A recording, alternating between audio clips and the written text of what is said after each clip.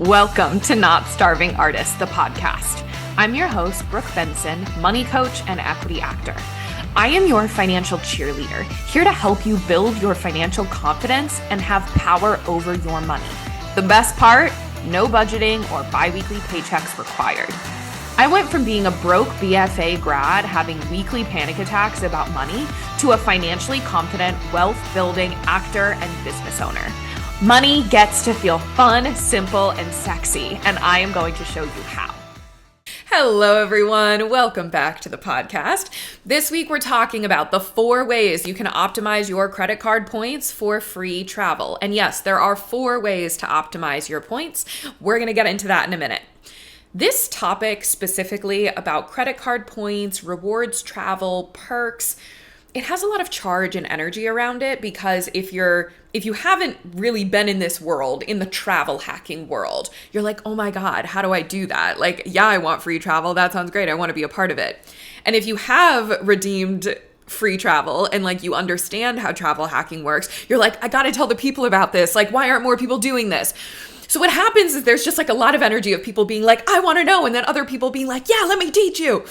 But what happens is that it gets really loud and really noisy. And especially with the nature of social media, it's like the one thing you need to be doing, or like, this is the way to not waste points, or like, this is the only way you should be, or never do this. It's very polarizing. Okay. So this episode, we're going to talk about the 4 ways that you can optimize credit card points. Because the first myth that I just want to debunk here right at the top is that the best way to optimize credit card points is via getting the best bang for your buck, the most monetary financial value for the points that you have. Also, I just want to back up even further. I'm going to link in the show notes an episode that I did called How to Lazy Girl Travel Hack at Every Level.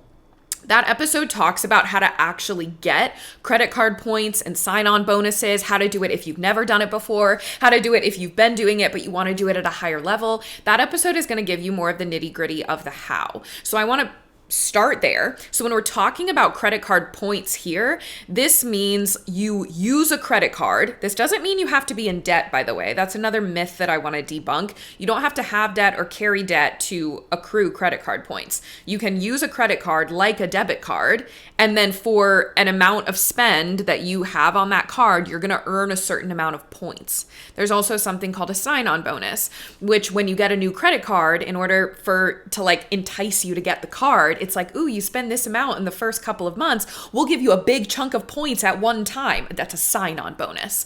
So when we're talking about points, this is what we're talking about. You can redeem those points for flights and hotels, also gift cards and other things, okay? So what a lot of people talk about is how to get the most value for your points. Because at the end of the day, points have a monetary value. Now, across the board, 1 point is equal to 1 cent, 1 penny.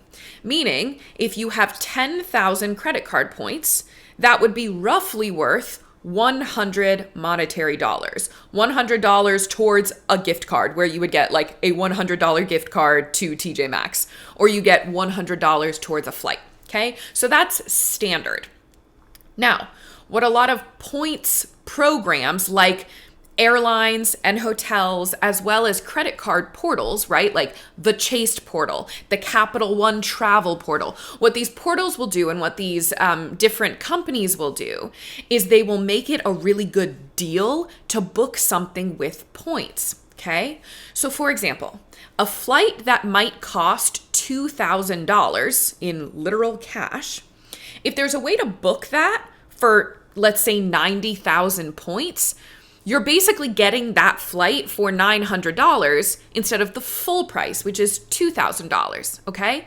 So that's what a lot of people focus on. I know, at least for me, I see a lot of content around like, here's how I flew my family of 4 to Paris in business class for only 43,000 points. So I see a lot of that where it's like, here's how little points I paid for this like huge extravagant trip or this really extravagant hotel that I stayed at for 5 nights, okay?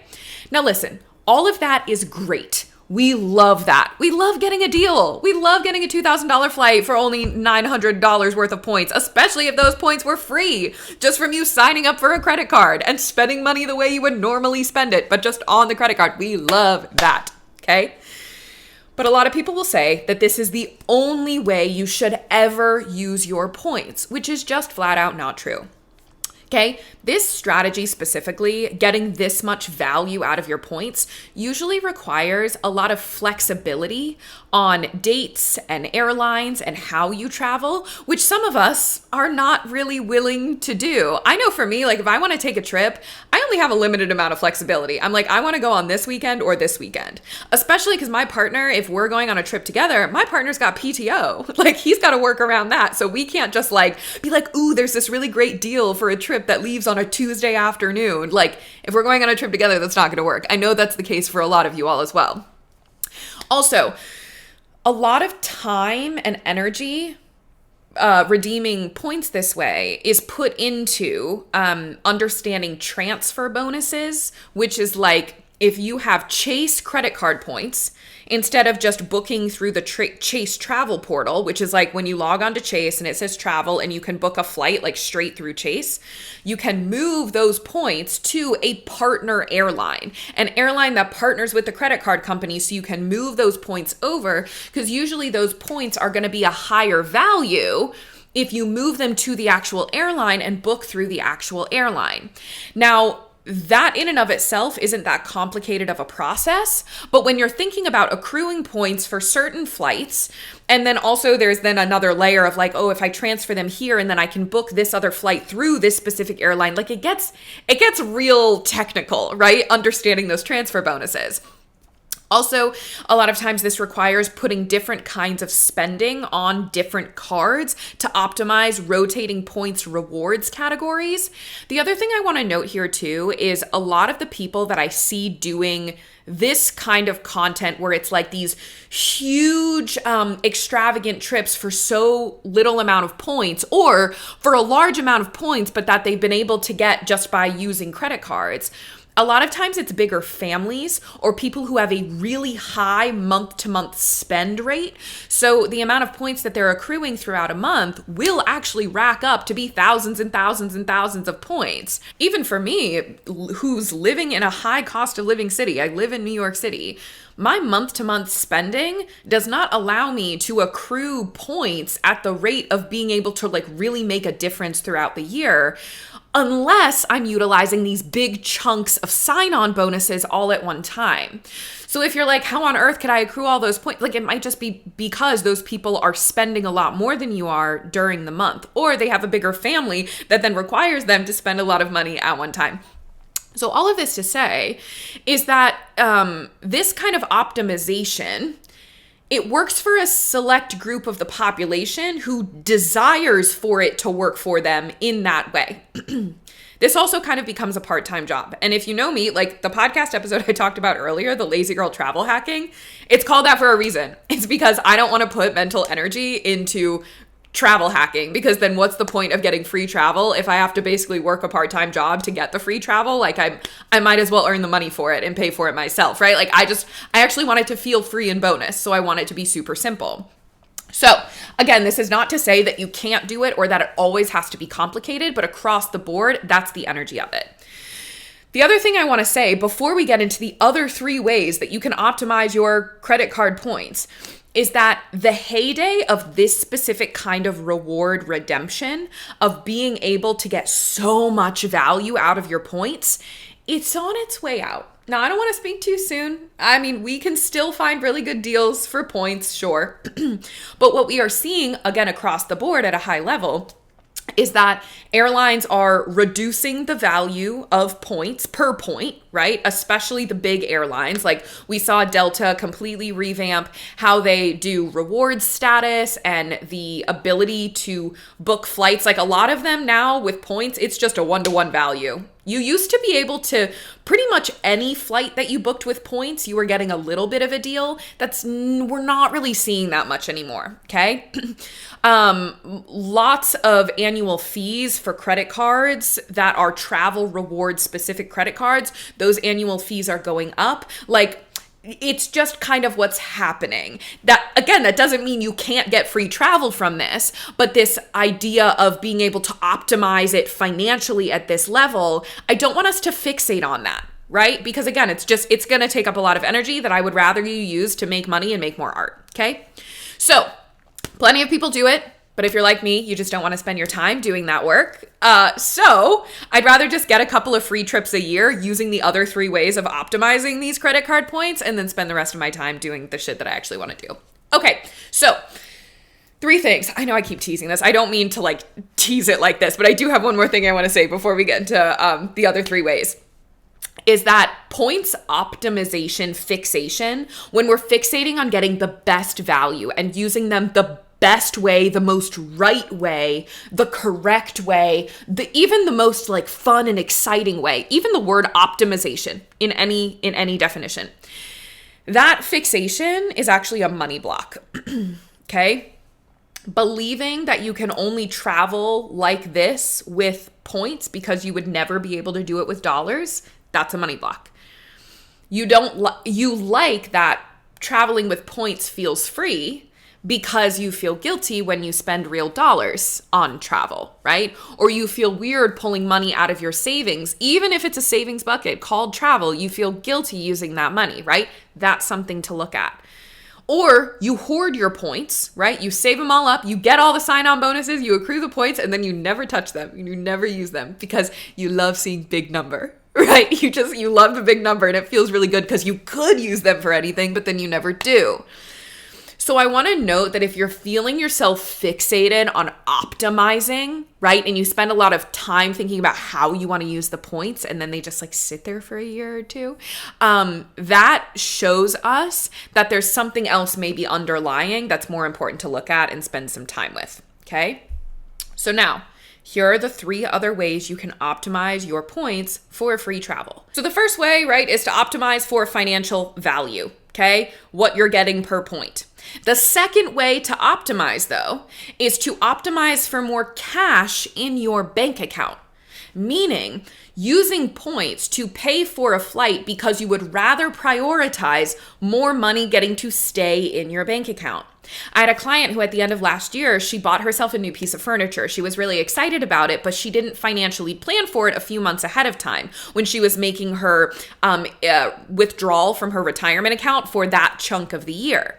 So she pulled money from her travel savings bucket to pay for this piece of furniture, but then that left her with a lower amount in her travel savings. So what she was able to do is there was a domestic flight that she needed to take before she makes her next withdrawal from her investments that she was able to pay for with points. So she could keep the cash in her bank and make sure that all her numbers stayed the same as what we planned out a few months ago, right? So she was able to optimize that way instead of squeezing herself too thin in her bank accounts, trying to pay for everything with cash before she made her next retirement withdrawal. Now, she of course had the option to make an extra withdrawal from her investment accounts, but for her, she was optimizing for cash in the bank account. So this was actually a really wonderful way to use her points. The other way, the third way you can optimize your credit card points for free travel is to optimize them for your dream trip.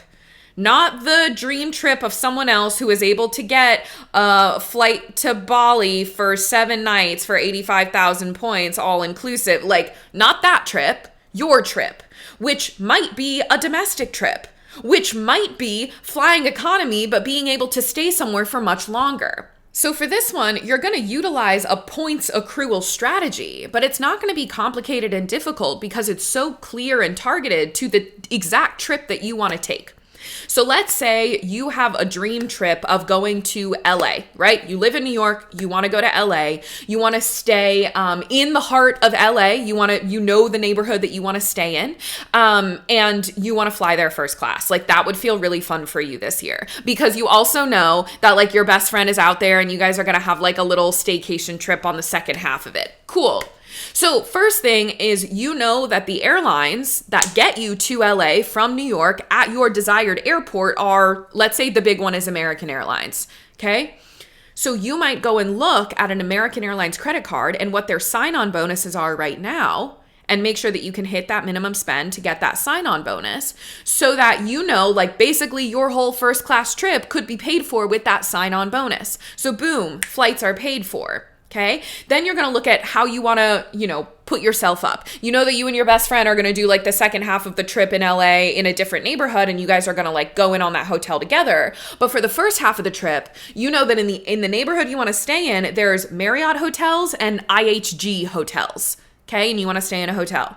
So you might go and look at the Marriott branded credit cards or the IHG hotel branded credit cards to see if they've got like a free night award.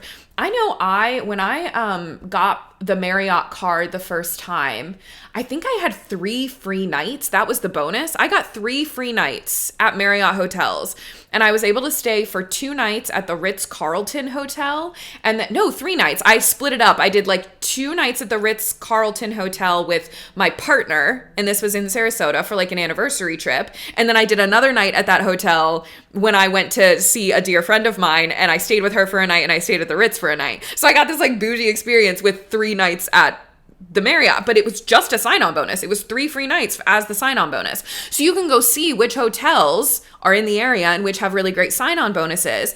And you're obviously not going to want to like get both of these cards at the same exact time. You want to space it out so your credit score doesn't go down too much. And also so that you're able to spread out the minimum spend that you are going to have to put on these cards in order to hit those minimum spend bonuses. And then also so you don't fuck up your money flow method, right? We want to prioritize organization over anything. We don't want to ever make credit card point strategy too complicated and messy so that you lose track of your money and financial awareness, all right? So that's what it looks like to target for a specific dream trip.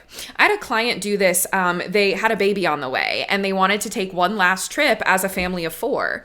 And so even though it wasn't the best value for the points, they were like, oh my gosh, we can fly our entire family to New York and see family, but then also have a couple of nights in the city. And that's what they did. And they were able to do that before that new baby came. Like, are you telling me that that's not way more fucking valuable than some like, oh, great value flying to Paris? Like, getting to take one last trip as a family of 4 to New York City before your baby comes. That's so cool. So that's a way you can optimize your points for your dream trip. Okay. Now, the final way, the 4th way to optimize your credit card points for free travel is to optimize them for spontaneity. Optimize them for the ability to say, fuck it, let's go. This is my favorite way to utilize credit card points. I actually haven't used the other strategies as often. I probably use this one the most. And then the second one I use second most is optimizing for cash in my bank account. And then I've used credit card accrual strategy for my dream trip probably twice ever, where I was very focused on like, I want these points for this thing because I want to fly here and do this. And then I hardly ever do points optimization for financial value. Okay. So the one I love the most is optimizing for spontaneity. Now this is different than hoarding points, because I am always going to use my points within 18 months of getting them. I ideally want to use them within a year, but sometimes like I don't have the hit to use them and it takes me a little bit longer. But if I go more than 18 months without using a sign-on bonus that I've gotten or the points that I've accrued, I know that I've tipped into hoarding territory where I've gone into, oh, but something better will come along, something that I will be more optimized later, right? Like this kind of feels like a waste. So I give myself that benchmark of time to know if I've tipped into hoarding territory. But optimizing for spontaneity is so fucking fun. I use this so often. You've probably heard me tell stories about how I've done this in the past on the podcast, on Instagram. I've done this a couple of times to go to LA just on a whim or on more of a short notice, where like my sister is out in LA, one of my dear friends is out in LA. Sometimes I just need to like be in the sunshine and be near palm trees, and like I don't necessarily want to go to Florida. So I will use it that way. Recently, I used this in January to go out to California, but I was actually going to San Francisco.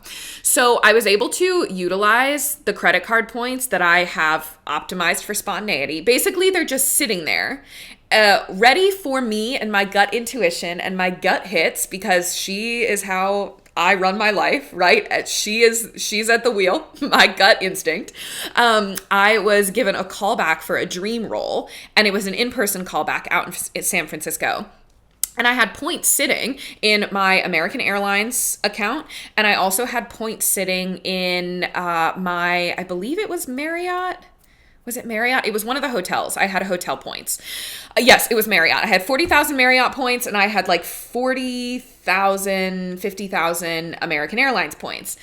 And I was like, wait, I got this callback. It's in person. I could have asked to do it virtually, but for this specific role, it was important that I was there in real life. It's very physical. There's a lot of different characters. There's a lot of movement. It would have been a harder one to do virtually. So I was like, fuck it. I'm going to go. And do you see how I'm even talking about it? Like, fuck it, I want to go. That is such a fun energy. And the fact that I could say yes to that because I had these points ready for me to be spontaneous and say, fuck it. I only had a couple of weeks notice leading up to this. So it was probably 3 weeks out is when I booked this flight. So I was able to book the flight for free to San Francisco. And then I was able to book a night at a Marriott hotel right near where the actual callback was happening for free. So the entire trip was free and paid for. And because I didn't have a lot of notice, a lot of run up to knowing that I was going to go on this trip for a couple of days, I decided that I didn't want money to come out of my savings for it. Like I decided this is also partly prioritizing cash in my bank account. But I really wanted this trip to fit into my monthly spending. So yes, I was going to eat out while I was there. I was going to take public transit, but like I'm going to take public transit here, right? The travel was the really big lift.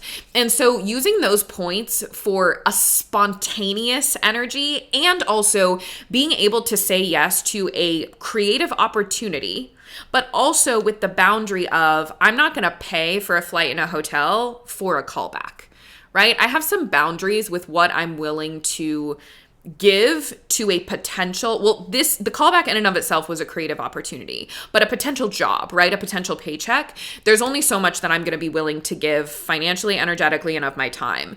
And I have boundaries up around that because as artists, I know if you are an artist, you feel this too.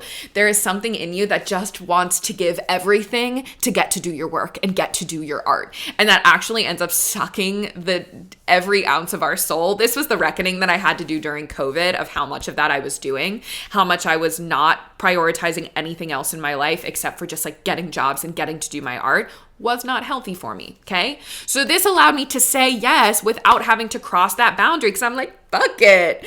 The other thing here is that when I get a gut instinct, when I get a gut hit like that, I'm never asking myself, can I do it? Can I afford it? When my gut says do it, when my gut says yes, the question I ask myself is, how am I going to do it? How am I going to make this happen? How am I going to afford it?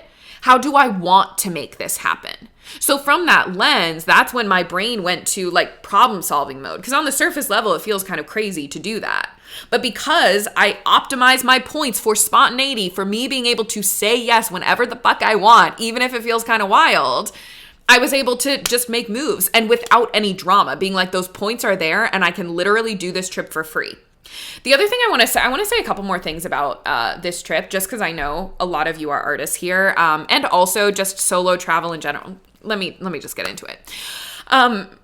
The other reason why I said yes to this trip and why I felt good spending these points on this trip is because it wasn't just about a potential job. It wasn't just about the callback. When I got excited about this trip, yes, it was for the callback. Yes, it was for the dream role. But the other reason I was excited is because I love solo travel. Traveling somewhere by yourself where you don't know anyone and navigating a new city, especially, is so much fun and so good for me. And so I try and do a solo trip at least once a year. I like to do it more than that, but I realized I hadn't been on a solo trip in so long. The past couple of years, and I think the next couple of years too, so many weddings and so many family trips, which have been lovely and wonderful and incredible. But that means a lot of my time off and travel has been focused around other people's schedule, being around other people. So when I was thinking about this trip and going somewhere solo and doing that oh, the glittery feeling. So I was like, even if nothing comes from this callback, which, spoiler alert, I did not book the job. Even if nothing comes from this callback, I'm still going to feel so happy that I went to use my points to go on this trip, right? There was a secondary ROI. This has come up a lot in the Industry Experts podcast series that we've been doing every other week. This secondary ROI of when you spend money on something, it's not just for one thing. There's also something else or multiple other things. This is how you get the biggest, and when I say ROI, that means return on investment, what you're getting from what you're giving. This is the best way to get an ROI, to get a return on your investment, is to make sure there's multiple ways that you can receive from what you are financially giving, or like giving with your points, right? In this case, I knew that even if I didn't book the job, I was going to have a great time just going and exploring a new city. I've never been to San Francisco before. That feels crazy to me. So I was going to have that experience. And also, I knew that going to the callback wasn't just about booking the job. There was a lot of stuff I wanted to learn about auditioning for this specific role in person that I could only do if I went to the callback in real life. I also want to side note something here, a little tangent here, a love letter to public transit. Like I said before, I wanted this trip to be able to fit into my monthly spending because I hadn't previously planned for it, and it didn't feel good to pull out of my savings for this specific kind of trip. So that meant I wasn't going to be Ubering anywhere. Now, that being said, I don't normally Uber anywhere ever, really. Even to the airport. Like, Uber is really a last resort for me if I'm somewhere where I can't get anywhere with public transit. Whenever I go back to North Carolina, that's what I run into. I have to Uber everywhere, and I hate it. Not just because like, oh, I hate paying for Ubers. It's because I don't like being in cars with drivers who, because of capitalism and how the system is set up, they're optimizing for speed, right? The quicker they get things done, the quicker they can make more money, which is not any fault of their own, but it sometimes makes the rides terrifying. And as someone who went through getting hit in a car by a high-speed driver on the highway that almost took me out, it's not the funnest experience for me. But also, Ubers and Uber Eatsing is one of the quickest way to drain your bank accounts without even really realizing it. Now, let me say something here. Ubering is not bad. If Ubering and getting Uber Eats is contributing to your quality of life and it lights you up to spend money in that way, fuck yes. By all means, keep spending money there. Fucking do it. So if I think about how much Ubers would cost me over the course of the year, if I Ubered to the airport, if I Ubered everywhere that I was taking public transit, like outside of like the stuff I normally do in New York City, and if I had Uber Eats as part of my like weekly routine, it's just something I did, like seriously, thousands of dollars throughout the year that would be going towards that kind of expense. Now, when I think about this, and I've talked about this on other podcast episodes when I talk about the value of your money and how to prioritize certain things, when I think about like $2,000 going towards the Uber company, and those thousands of dollars going somewhere else, like there is nothing about the Uber company that makes me excited or lit up. Like it really doesn't. So I'd rather spend that money elsewhere. So this also leads me into, I also love public transit. I eat it up. I am in a honeymoon phase. I have always been in a honeymoon phase with public transit, okay? And say what you will about the quality, right? Like we know there's a lot of shit wrong with public transit, specifically here in New York City, kind of everywhere. But the thing about public transit is that it requires me to travel differently than I would if I was just Ubering from one place to another. I like to explore, and public transit allows me to explore in a way where I don't have to think about it. I have to actually get myself to the train stop or the cable car stop or the bus stop, which might be on a street that I would have not normally walked down. Like I ended up, I knew I wanted to go to Haight-Ashbury when I was in San Francisco. And the bus that took me there, I wasn't planning on getting off at like that specific street. But because the bus took me there, I ended up going past that really famous record store. I can't remember what it's called now, but it has like all different types of media. And I got some used DVDs because we're in collecting our analog media collection phase. And it was just such a wonderful, like happy surprise that I walked past it without even knowing it was there because I took the bus, right? Also, there was this really beautiful moment where I was going to the beach at sunset, and because I'd never been to San Francisco before, like I knew the hills were there, but like me being able to picture what I was going to see as I was driving through, what happened was we turned the corner in the bus and I looked down and we're at the top of a hill looking down at the ocean at the freaking sunset. Everyone on the bus is so casual. I'm having a moment where I'm like, oh my God, this is so cool. Like, I'm just sitting on this bus that cost $2 and something. I am getting the best bus tour of my life of this San Francisco neighborhood. It was the coolest freaking experience. Okay, so again, this was just a tangent, but I also want to say that I did learn to love public transit. And this is a podcast episode for a whole other day. When you put constraints around something, specifically financial constraints, and I don't love that phrase and I don't love that energy, but this is an artistic principle, which is when everything is at your disposal, it's really hard to be creative. When you put constraints around your creativity, magic happens. And I've heard this from a lot of my clients as well when we're trying to increase other areas of their financial world, whether it's increase their savings, increase their income, increase their investments, where we're not necessarily focused on increasing their spending, which sometimes we are focused on increasing their spending. But when we're not focused on increasing their spending, we put guardrails around it, right? A constraint. And these aren't like strict shackles, right? We don't budget here, but we put a fence around it, right? And when you put that fence around how much you desire to spend, hear that clearly, how much you desire to spend, not how much you're allowed to spend. Different vernacular. How we speak about our money is so important. When you put a fence around how much you desire to spend, you get really creative. And you start to like fall in love with different areas. Like if you decide to romanticize it, it will be romanticized. But I can get literally anywhere I want to go and I don't have to own a car or ever step foot in an auto shop again. Thank the fucking Lord. You don't have to romanticize public transit if you don't want to. But I'd encourage you, we're going to do a whole other podcast episode on this at another date, because now I'm in full tangent mode. But where do you want to like lower, not even lower, but recalibrate your standard for what you desire in your life? And what I mean by that is, if the standard is that you Uber everywhere all the time, or you're always getting Uber Eats, it's stopped becoming special and it's just become your norm, and it's no longer bringing you joy. And I'm just using this as an example. Again, we're not vilifying Ubering and DoorDashing, okay? You can do it if you want, if it brings you joy. But if you want to bring that threshold down so that it feels exciting again, great. Like it's bringing down the threshold. We know this with like our dopamine and our happiness. We acclimate really, really quickly. So when we've made something new a standard, we get used to it so quickly. That's why we hardly ever feel satisfied and fulfilled, because we forget that every time we do something cool or we add something new to our life or something new, we hit a new level, we're like, yeah, this is normal though. What's the next thing? Okay? So there's this energy of deciding what you want your threshold to be so that things will still excite you and make you feel in awe and make you feel excited by life. Like, I can still get so excited and surprised by public transit, which feels silly, but it's not. I still get really excited when I go out to eat because I don't go out to eat that often. All right, pulling us way back.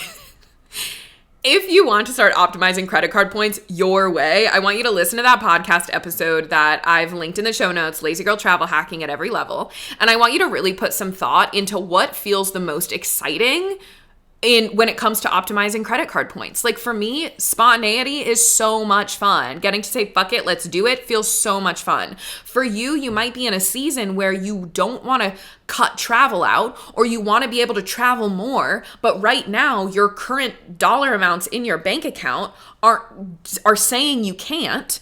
Start utilizing some of this in order to be able to keep cash in your bank account, but still travel how you want. Again, it's not can I, it's how do I. right? Maybe it is really, really exciting for you to think about this dream trip that you want to take. Maybe it is to Paris, right? Maybe it is. So start looking at ways that you can optimize it for that. And if you just really want to nerd out and you have free time and you want to get excited about how you can get the most value for your points, sure, do it, baby. That's up to you. You can choose any of these ways to optimize your points. And the last thing I'll say is using credit card points for free travel is by no means an absolute you must or you're doing something dumb in your financial life. You do not have to utilize any of this if you don't want to. You can live a perfectly happy life not doing any of this, okay? And if you want to just pay for all your travel in cash because you can't be bothered with any of this, great. That's awesome. All right. Now, once you've listened to that episode, I want you to go get my online course, Cashed Up Creatives, because Cashed Up Creatives is going to help you manage those credit cards that you're going to be doing this credit card point optimization with. It's going to help you manage those without accruing debt. It's going to help you keep your money really organized, even while you're implementing travel hacking strategy. It's going to help you manage your money so that you can see it in one glance, in like one click of a button. You can see your entire financial life. So you can always answer the question, can I afford it? And if the answer is, well, my bank accounts don't have the money in it for me to say yes to it, it's going to be very clear what you need to do in order to be able to have the money to afford it. You're going to know exactly what number needs to be in your bank account. It's not going to be this amorphous, well, maybe, or I have this invoice getting paid next month, or like, okay, but I need to make sure I have my rent paid for here. You don't need to do any of that, right? It's going to show it to you in one shot. Even if your income fluctuates, the strategies that I teach you inside of Cashed Up Creatives, specifically, it's called the 4-step anti-budget money strategy. One of those is setting up your bank flow system, your system of bank accounts. This works for fluctuating income. It also works for biweekly paychecks, but it was created for income fluctuation. So even if you have a low month, you're still able to live a normal lifestyle. And when you have a high month, you're going to be able to buffer yourself for when you do have those low income months so that your nervous system can stay chill and relaxed as you go through the ups and downs of being a self-employed creative, all right? The other thing is right now I'm currently hosting live bonus monthly office hours for anyone inside of the course. I'm hosting those through June of 2026. So if you join the course right now, you can come and talk to me every month until June and ask any questions you have. We can talk about credit card strategy if you want. All you have to do is fill out a form 24 hours before the office hours time, and you can come get coached by me live. So take advantage of those. The earlier you join the course, the more office hours you're going to get with me. So that link is also in the show notes. You can also find it at notstarvingartist.com. It's called Cashed Up Creatives. It's the course. So you can click on that. Now, if you are hoarding credit card points, if your credit cards and debt feel like they are controlling you, if this episode inspired you, but you're like, I just need to get the rest of my money shit together before I can even think about any of this, or if you're already traveling for free, but now you're like, I'd like more money in my bank accounts. I want more money in my business savings, in my investment accounts. I want to be able to have the cash to do whatever I want and say yes to whatever I want without having to even think about credit card points, or you want to balance the two, great. I want you to book a sales call with me to talk more about one-on-one coaching, okay? One-on-one coaching, what you're going to receive is, it's a 3-month package, but we create a personal roadmap for your financial goals together right at the start. So what this looks like is during our sales call, we're going to get clear on the top 3 money goals that you have for our 3 months together. Now, one of these could be about getting your dream trip paid for with credit card points, and we could create a credit card sign-on bonus strategy for you. It could be debt payoff. It could be moving to a new city. It could be taking care of your tax bill and making sure tax time is never an issue for you again as a creative, as someone who owns their own business, as a freelancer. This could be being able to afford like a higher tier of lifestyle, and that might come with figuring out how to make more income, which could be launching your business idea, which could be being able to negotiate a higher pay rate at your job or get another job that has a higher pay rate, which will bleed into how you feel worth around money, like what you believe your skills are worth, right? So there's a lot of money mindset work that is tied into those things as well. So we're going to get clear on those 3 goals. And then because money is math, we love her. She's not just numbers, but she is math. we can literally show you exactly the timeline of when you're going to be able to accomplish these 3 different goals. Now, sometimes they're a little amorphous, but we're going to have clear benchmarks for you to hit so that you know you're actually making progress on those goals that don't have a very clear endpoint, right? Or it might be a little bit more out of your control, okay? Now, those 3 goals we decide on in your free sales call with me, right? So we're going to get clear on what those are and then how we're going to accomplish them together. Then during our first 2 weeks together, that's when we're going to create your personal money flow, how your money, your financial ecosystem, how everything is flowing, getting clear on all of your numbers and deciding if there's anything that needs to shift and change. We're going to do that in those first 2 weeks together. And then we're going to start implementing that roadmap, right? You're going to have homework every single week. And every single week we have a coaching call together. And what this does is it, one, keeps you accountable every single week and keeps money on the top of your mind because it's on your calendar every single week. But then also this is where we're going to go into any deeper mindset work that's keeping you from executing on the map that we have created for you. Okay, that worthiness around money, why you keep getting caught in the same spending cycles, why you feel stuck at your current income level, that undercurrent of money anxiety that never seems to go away. We're going to work through those so that you can actually take the action that needs to be taken in order to see the bigger numbers in your bank accounts. Okay. Also, during our 3 months together, you have unlimited messaging access to me, text and voice messaging, so that during the weeks when we don't have our calls, in between your calls, if you have something come up or after the call, you're like, oh, I've been noodling on this thing we've talked about, or I did the journaling exercise, this thing came up, we can talk about it. I actually have a Voxer message I'm about to respond to from one of my clients who is currently deciding which credit card she wants to open in order to get some free points, some free travel for an international trip this summer because she's making a bigger business investment soon. So she wants to make that business investment on a credit card to optimize these points for a dream trip, right? She's utilizing them, optimizing them for a dream trip. So I'm about to Voxer her, which is the app that we use for messaging, in between calls, right? So you can get support that way. This is why it is so easy to get results inside of one-on-one coaching, because it's the accountability, it's the education, it is the personalized roadmap. And again, money is so nuanced. We can't just give you a template for a budget and then let you run with it, right? Like, not only does the actual plan need to be personalized to you and your lifestyle, but we need to make sure it's personalized for your brain, your own idiosyncrasies, your own personality, right? We can't put a Jane plan onto a Blake money lifestyle. Like, it doesn't work that way. Okay. So if you're interested in one-on-one coaching and you want to book that sales call with me, you can go to the show notes. That is also in there. You can go to notstarvingartist.com and click on one-on-one money mentorship. That will take you to the place where you can book a sales call, but it'll also give you a bunch of podcast interviews with past clients, the things they were able to accomplish, what the process was like for them. If you are like me at all, you love to do some research before investing in anything. So you can go binge like multiple hours of client interviews if you want to get a lay of the land and see what's actually possible and what people have been able to accomplish and what that process was like for them. That's all on that webpage. All right, everyone, I will talk to you next week. Thanks so much for tuning in. Come join me on Instagram for more on how to build a simple, sexy relationship with your money. My Instagram handle is @notstarvingartists. And if you want to dive deeper with me, head to the show notes to learn more about one-on-one coaching.